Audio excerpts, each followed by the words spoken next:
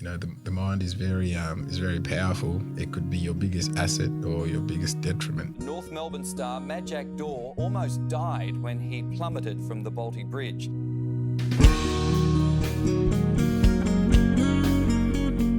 We're here today with Majak Daw. It's a real honour for me to be in your presence. It's been a long time coming. Yeah, it's definitely been a while since I last seen you. It's my pleasure to be on your podcast. I'm looking forward to it. My name is Berlin.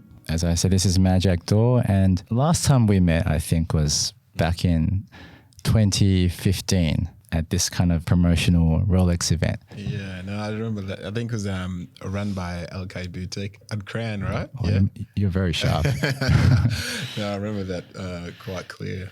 Yeah. And before that, I think then that was 10 years ago in high school. Yeah, when we went to Footscray City College, right? Yeah. That's it. Year 7. Yeah. Infamous Footscray City College. Perhaps we'll start in high school. Yeah. In high school. How does that sound? Yeah, sounds great. I think you immigrated as a refugee with your family in 2003. Yeah. The first place you lived in was on Ballarat Road in Footscray. Yeah. Yeah. And I may have first met you in church. Yeah. Yeah.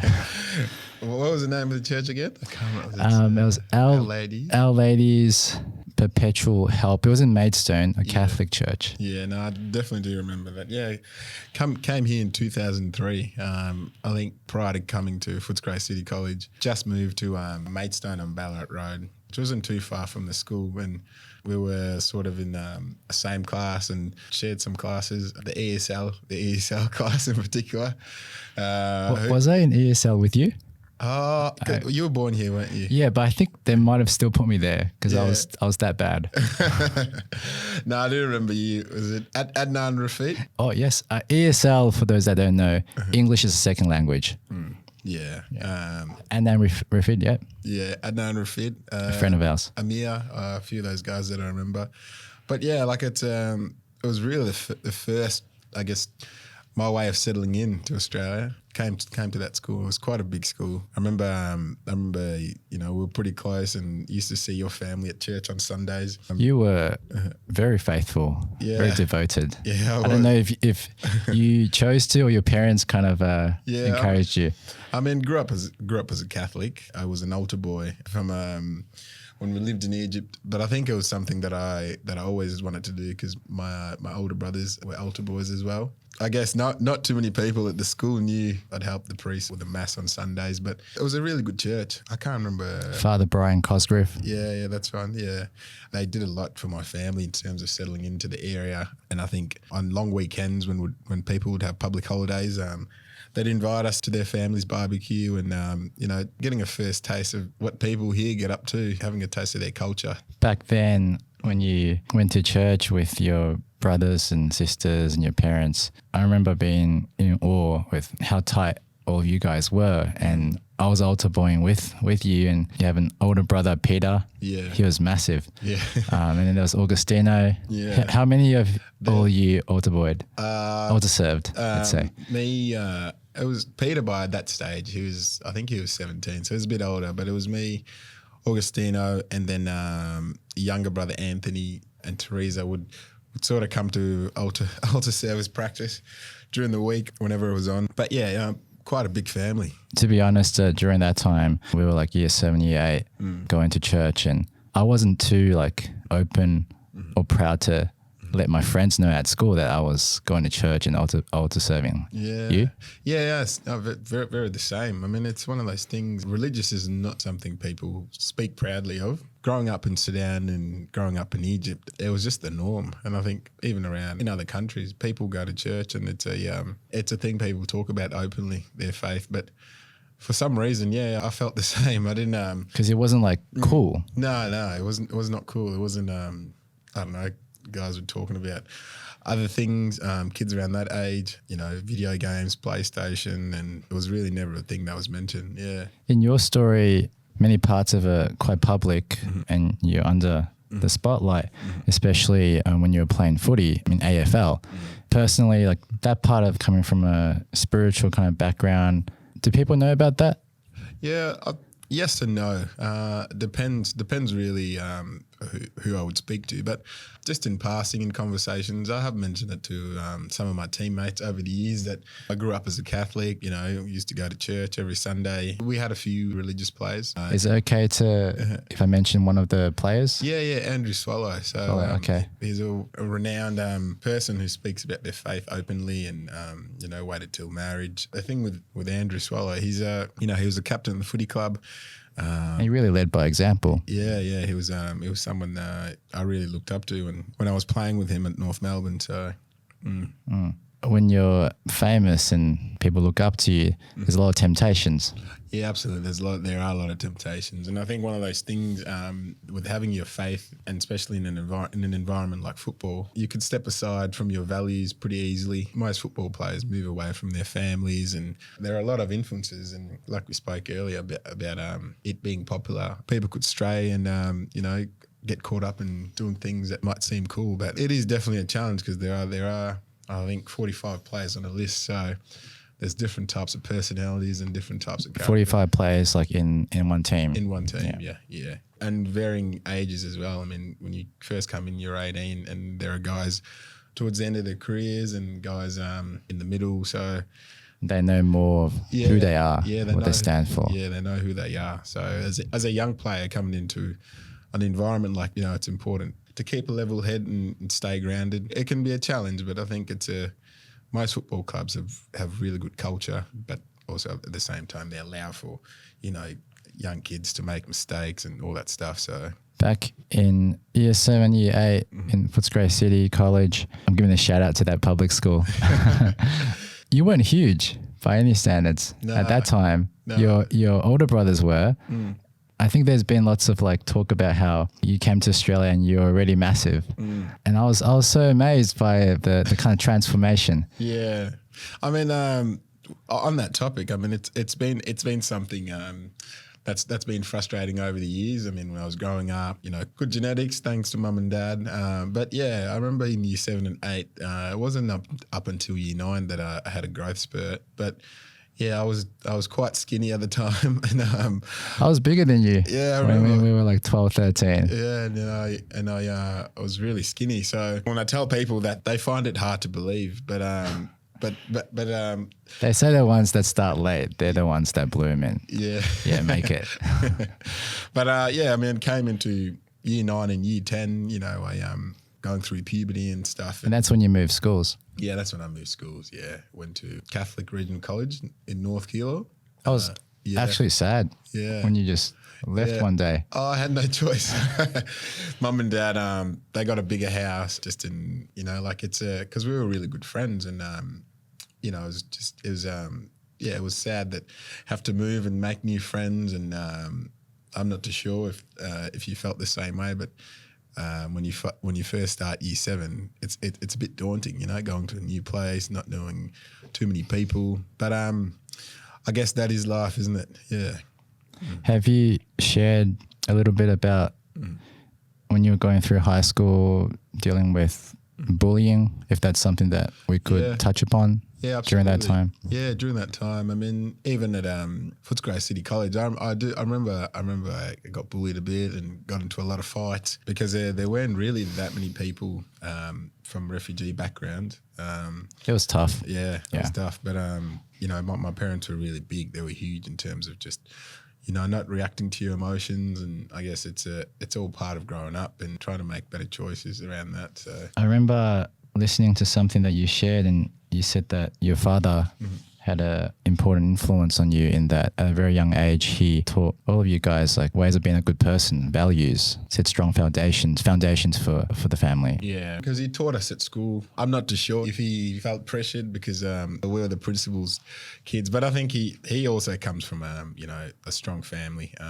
So he was the principal of the school. Yeah, he was the principal in Sudan. School. Yeah. And I remember there's a story where I was being naughty in class. My uncle was teaching me. He was the teacher, and he told me off, and I went to swing at him. I think I might have been 6 years old, and back then, in Sudan, grew up. If you got in trouble, you get the strap, or teacher hits you in the hand with the ruler. So That was normal. Yeah, that was normal. I mean, it wasn't seen as anything different.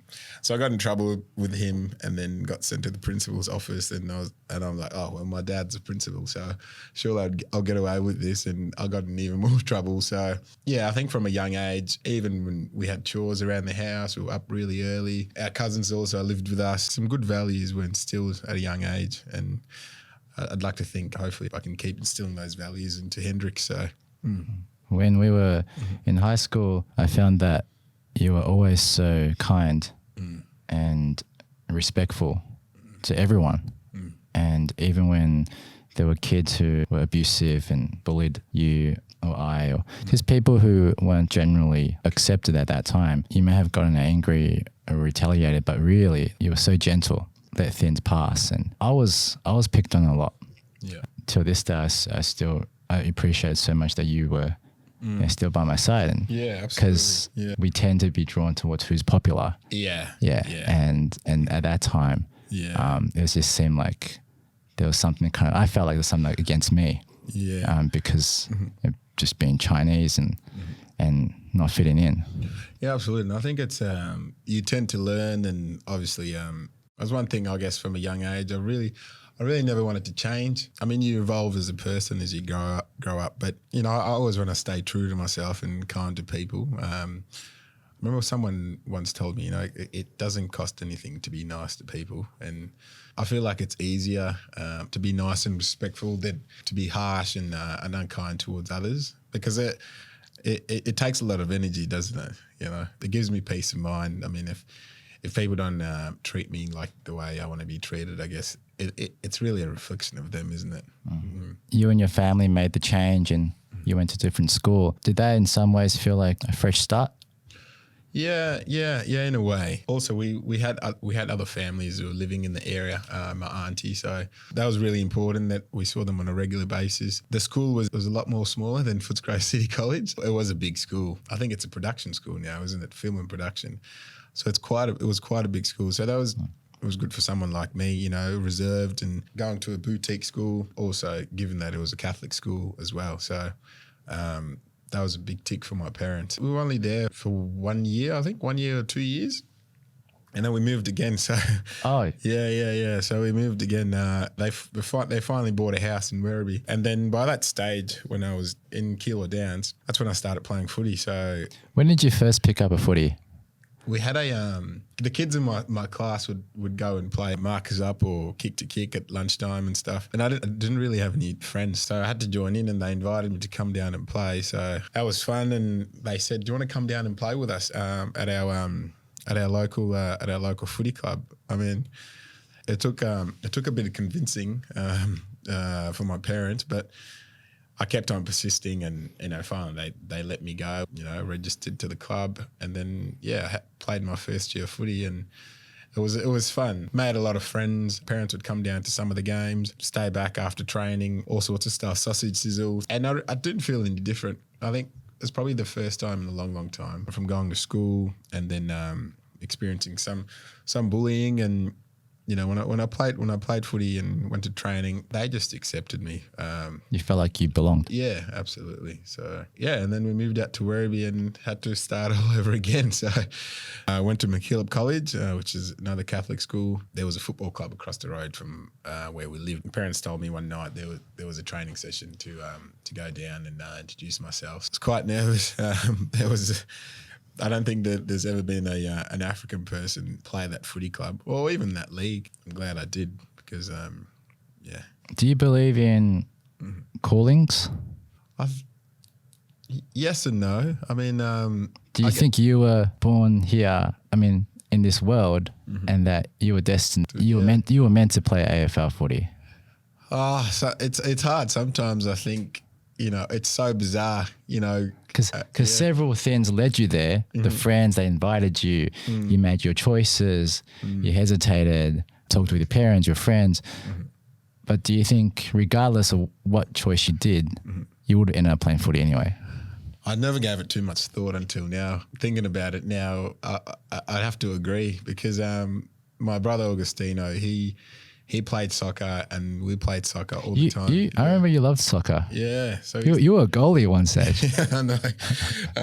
Not a very good one. No, I was never good enough for soccer, but he kept pursuing soccer. No, actually, I think you would be fantastic as a goalkeeper, as in soccer too, if you stuck with that.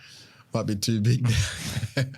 But yeah, I mean, I had opportunities to choose. You did?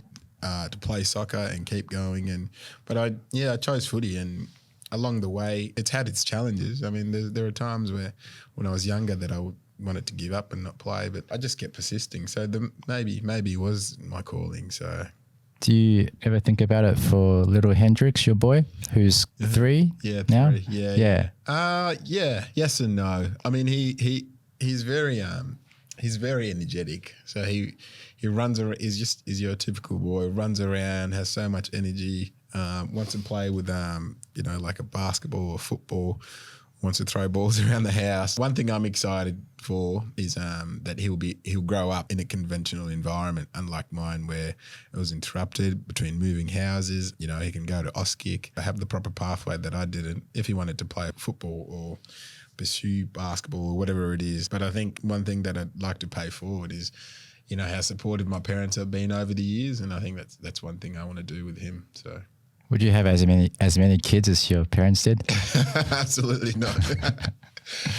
He's hard work as it is. Throws tantrums. I'm in awe sometimes, like how they had 9 kids and provided and did everything that they have for us. I'll never be able to repay them back. Yeah, it's unheard of, isn't it, to have a big family like that? Yeah, they've made lots of sacrifices. Yeah.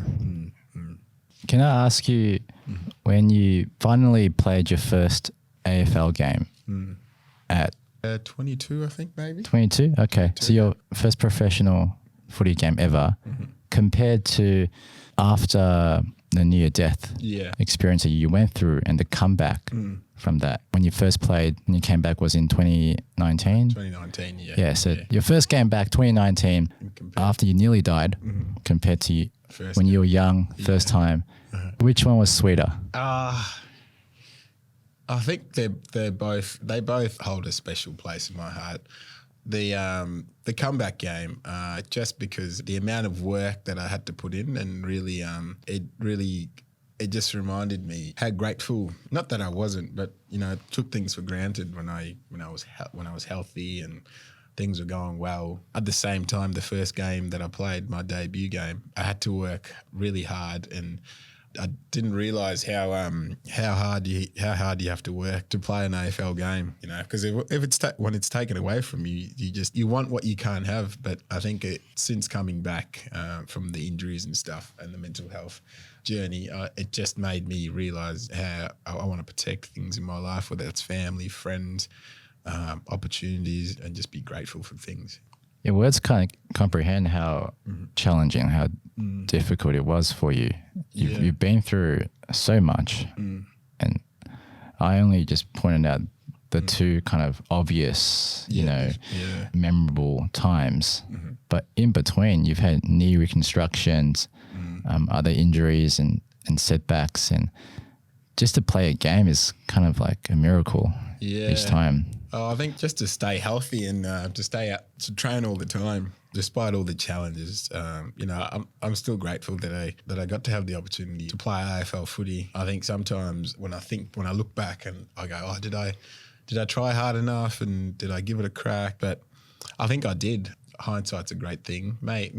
There's no such thing as perfection. But someone was telling me that I think I missed out throughout my whole career about 170 games through injury. So, who was that guy that? I think it was one of the strength and conditioning coaches, right.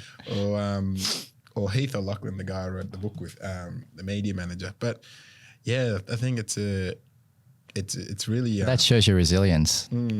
Because to have gone through all of it. Yeah, because when you do play an AFL game, it's pretty hard, I must admit. Like, looking back, the games are so hard. If you do play a 7:40 game at night, you come in the rooms about 9:30 at night, half time, I remember I used to be yawning.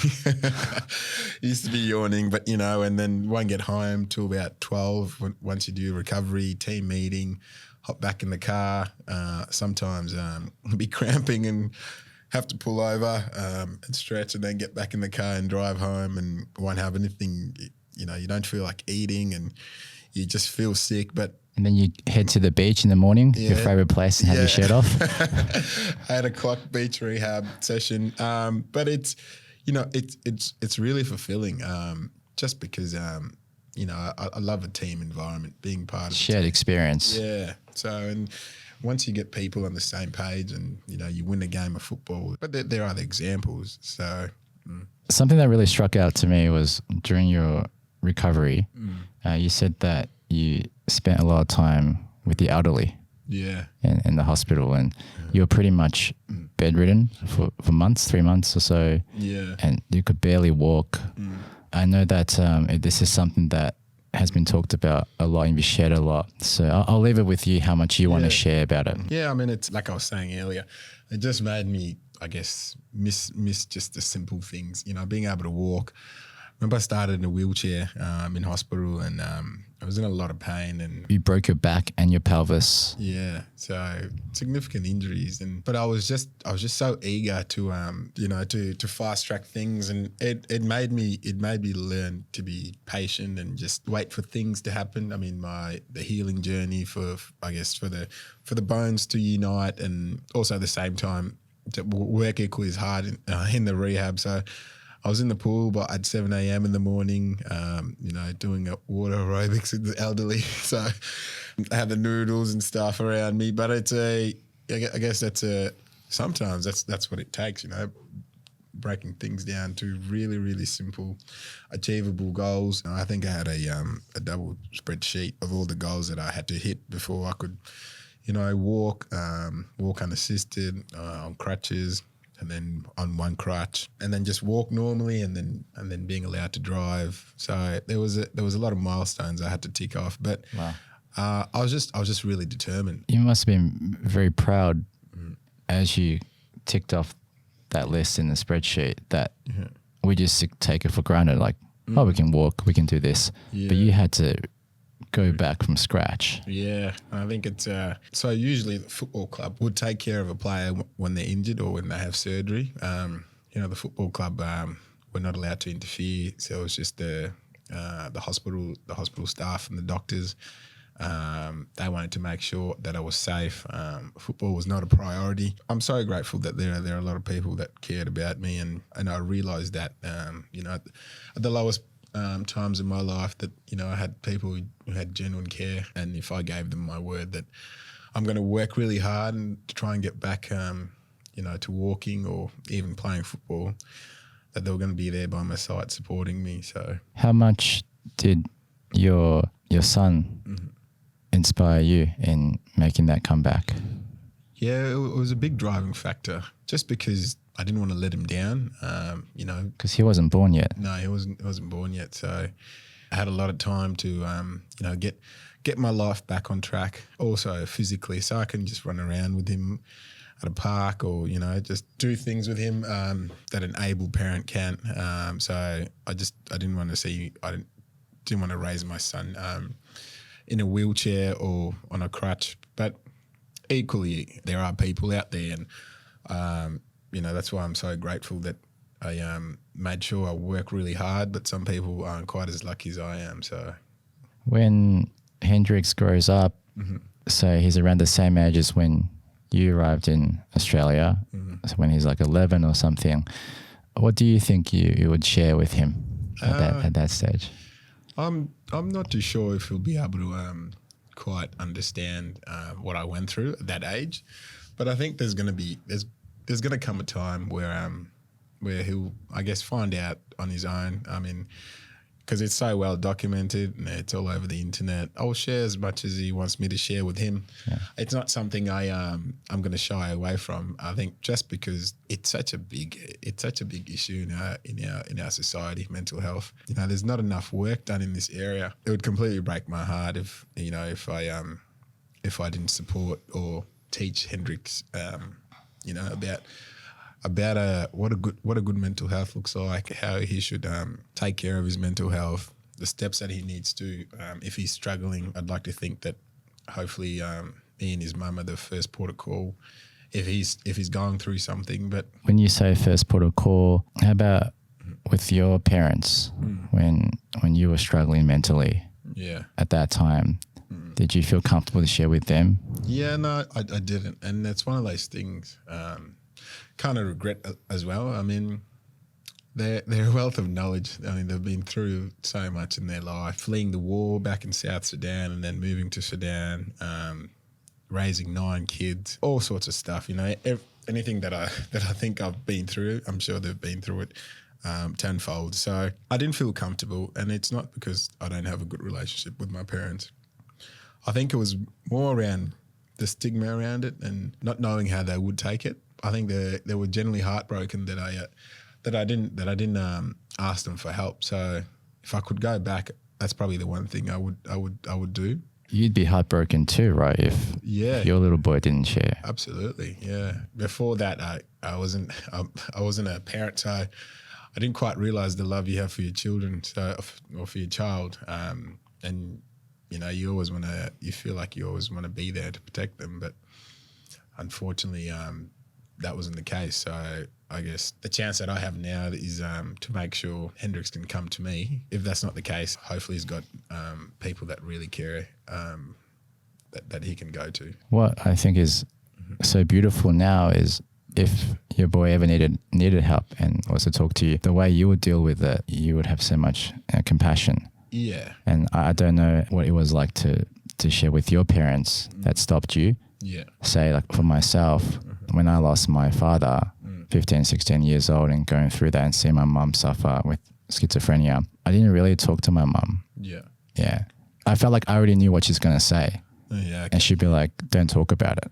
Yeah. Or to sum it up, get over it. Yeah. Move on. Study. Yes. Work hard.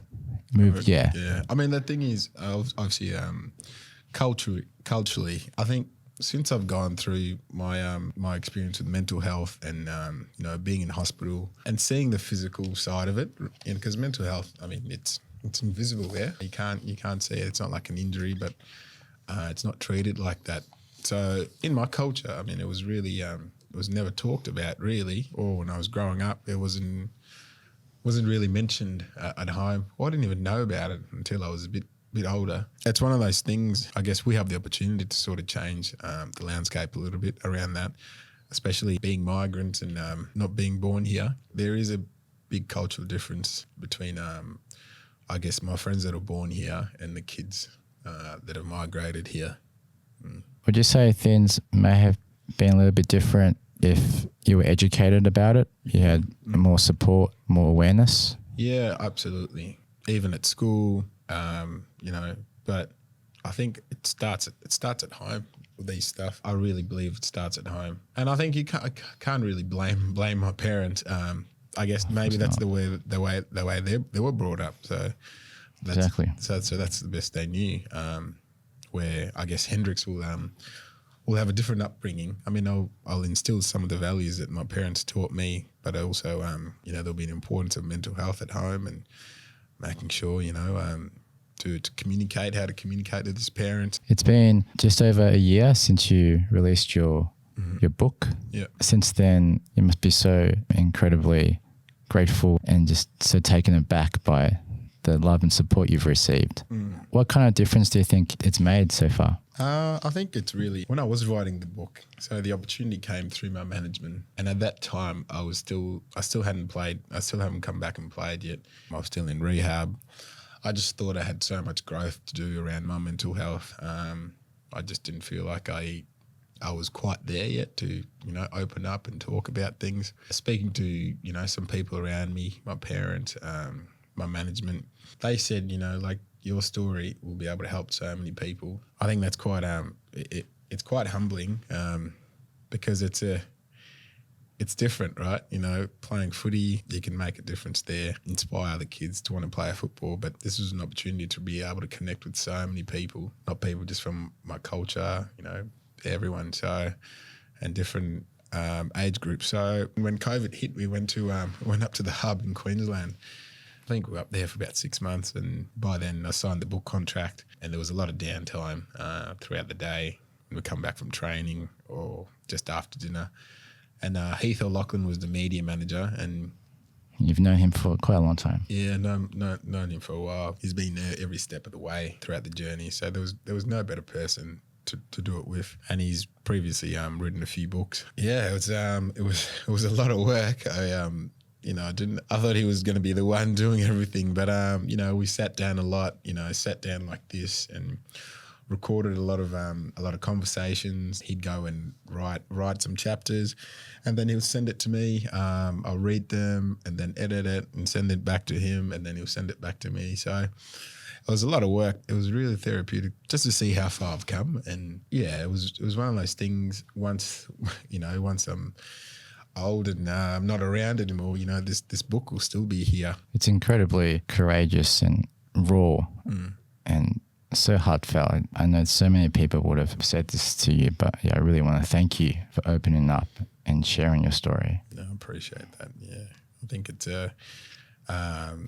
starting to see some change around. I've had a lot of people, so many good feedback coming up to me saying, read your book, take some measures around their mental health. So if people are starting to get educated around my story, then, I think that's far bigger than anything else I can achieve. So we're sharing here. We're not offering any advice to people who are listening, but as suggestions, if one of us is having a difficult time mentally, where could we start? What are some resources, places to go to? Do you have any kind of thoughts on that? Yeah, and I think that's important to mention that these are my experiences. I'm not an expert or a professional by any stretch of the imagination. But I guess if someone is struggling, not knowing what the right measures are, speak to someone you really trust. Whether it's your parent, a friend, a partner, I think that's a really good start. However, if you feel uncomfortable, then there are challenges around this area, being judged, all that stuff. Speak to your local GP. The government does provide 10 free sessions. Speak to a therapist, a psychologist, or a psychiatrist. And one thing that I've learned through my journey and education around mental health, there's no they're all different. Everyone's mental health is really different. So you have to find what works for you through the professionals. I think it's the best way to go. You may have to go through, one or two or three psychologists until you find the one that's comfortable with you, because that's really important. Someone you really trust and connect with. Yeah. So then they can help you, give you the tools, how to, take control of your destiny, reclaim your life. But consistency is important. What was your biggest fear? Yeah. I think starting to get help at that time or putting it off. Yeah. I think it was more around being felt judged. I was really lucky. The club doctor that from North Melbourne, his name is Dr. Peter Bequee. It was someone I really trusted, and I owe him a great deal. Just the amount of help over the years. He was someone I could ring in the middle of the night saying, Pete, I've been struggling all week. He'd encouraged me to go see my psych. He was like a best friend. Yeah. It's a bit older, but he was amazing. And I think from those conversations with Pete, that's why I was saying earlier, to speak to someone that you really trust, that generally has the care for you. So when in those times of need, you can call them and, call upon them, and they can tell you to go, spend some time with your therapist, build a good relationship with them, because you want to be able to talk openly to them so they can help you in the right way. But, also at the same time, I should mention, nothing is permanent. So you might have a bad week, a bad month. There's always a chance to get it right again. That also applies the other way around, would you say? You could have a great time and that may not last. Yeah. Absolutely. I mean, it's one of the things I used to speak about with my therapist. You have to see the importance of getting your mental health right, because in the past I could no longer be around. So, and that's that hits you right between the eyes. I guess if I wasn't around, I wouldn't be a father to Hendrix. wouldn't be sitting here doing this podcast. So it's really important that people do get the right help. So what also really hit me was you said before how you've gone through your AFL career, and 2018 was your best year, career best year, and you were thriving, going places, huge contract, and seemingly for people outside, like, this guy's made it. Majak's a star now, like his and then inside it may not be all at peace, it may not be all blooming. You may have, like, if I'm doing so well, or if I can go through adversity throughout my whole life, then this mental battle shouldn't be too hard. Yeah, I think it's what's the saying? The straw that broke the camel's back. I mean, it's an element of hardship. There's scope for it because it builds resilience, makes you believe in yourself more. You can do things through hardship. But I think it's really strange because finally this is what I wanted. Playing regularly, on the verge of a big contract.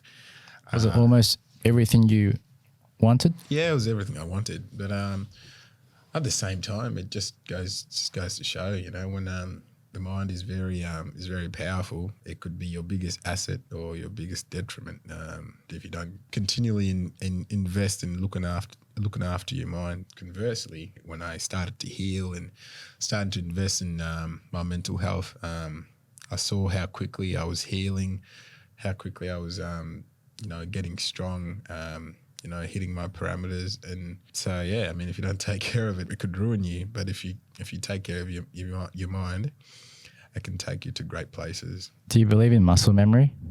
Yeah. Because you went back to zero in the hospital, and then all of a sudden you got so jacked again. Yeah.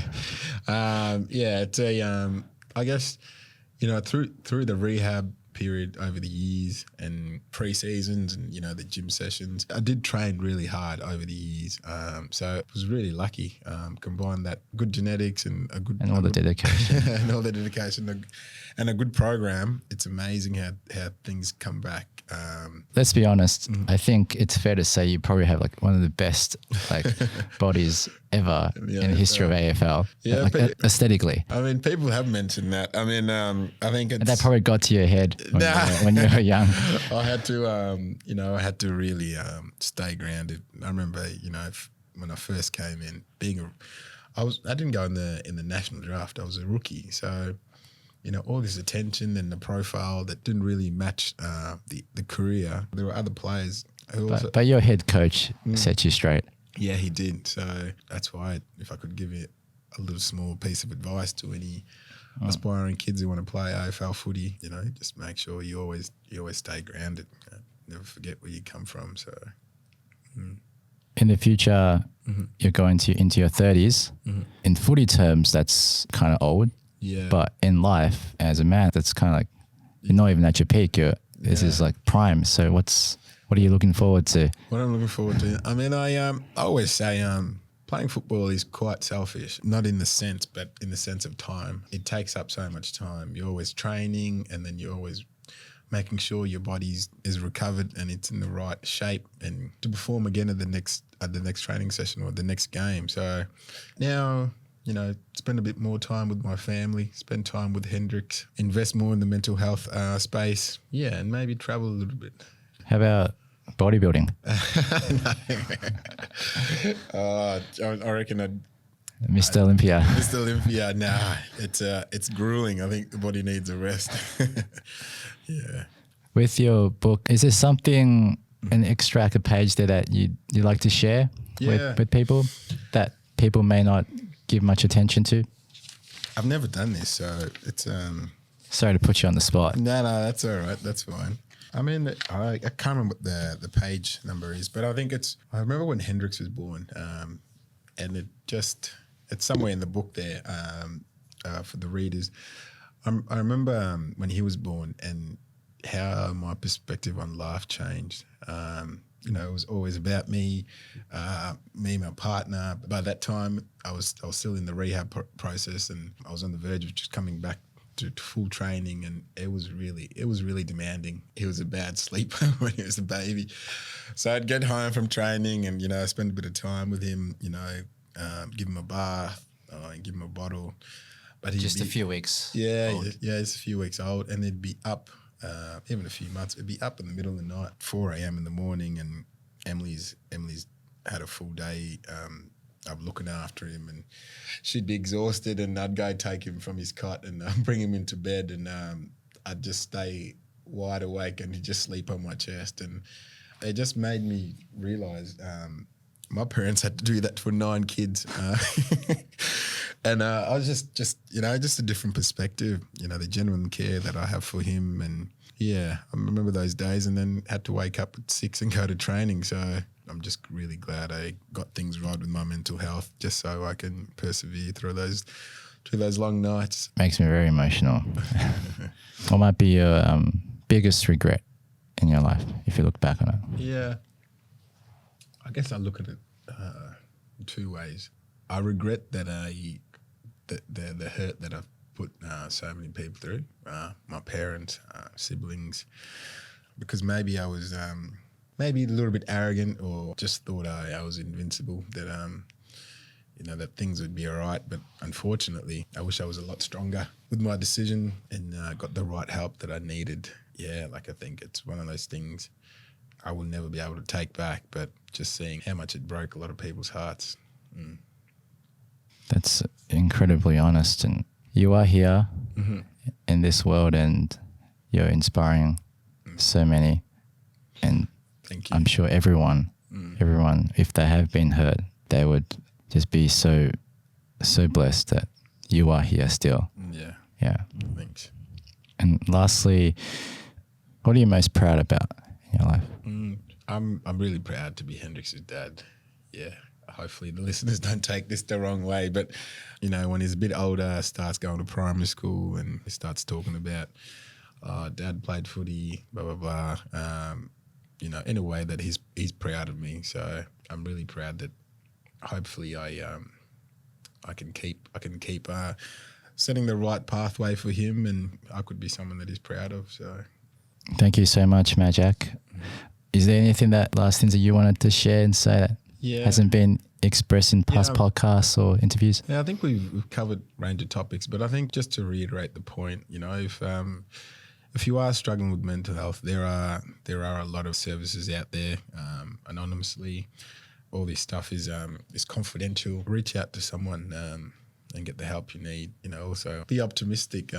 Don't take life too seriously. Have fun too. So this has got to be one of the best days of my life this year, to spend this time with you. Thanks, Bradley. It's been a long time coming. Absolutely. Yeah, I think we've averaged in a meetup once every 10 years. Hopefully it's more frequent. Thank you again. And would you like to just show everyone your book, Majak Daw with Heath O'Loughlin? It moved me to tears, an incredible story. It's only just the start. Yeah. Sometimes I think I'm getting old, but 31's still young, I guess. Yeah. Thanks, mate. Yeah. Till next time. All right. Yeah. Easy.